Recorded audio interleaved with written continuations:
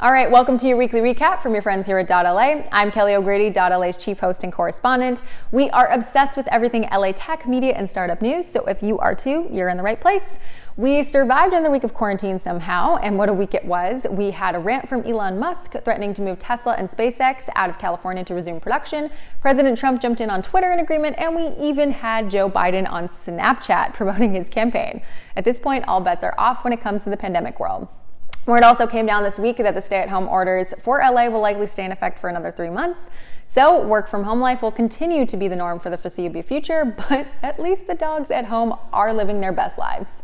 Here's the thing though, the LA startup community has shown real heart when it comes to the quest to fight the virus. Outdoor furniture startup founder Jake Liu has created SoCal Tech for hospitals. He's raised over $200,000 and delivered 50,000 hospital-grade masks.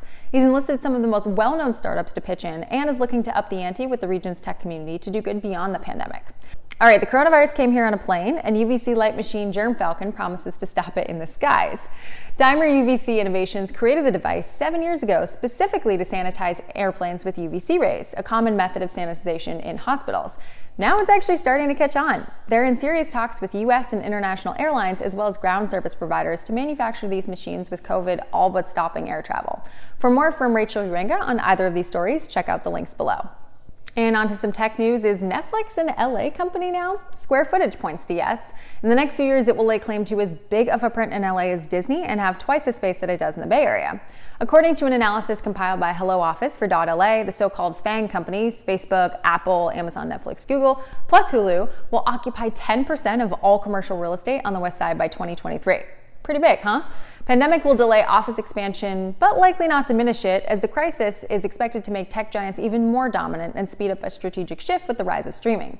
And after 2 decades building Cornerstone OnDemand into one of the largest cloud-based learning and talent management software vendors in the world, CEO Adam Miller is handing over the reins. Miller and incoming CEO Phil Saunders of recently acquired Saba Software did a Q&A on why now is the perfect time for a second act and what it's like to take over a company during this very bizarre time.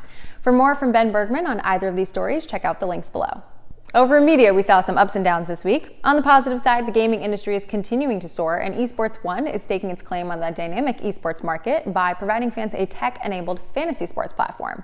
However, it's not all good news. A complaint has been filed with the US FTC against TikTok, presenting evidence that the social media app is violating the Children's Online Privacy Protection Act. TikTok had previously agreed to destroy all personal information collected from users under the age of 13, but the complaint states that TikTok still has many regular account holders who are under the age of 13.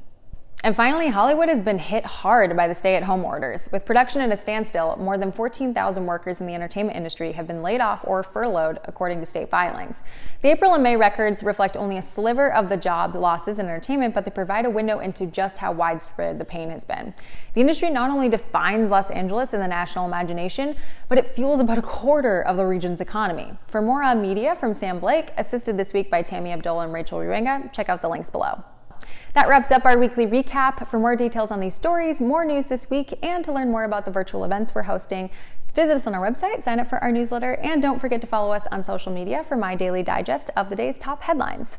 Thanks for tuning in. I'm Kelly O'Grady for dot.LA.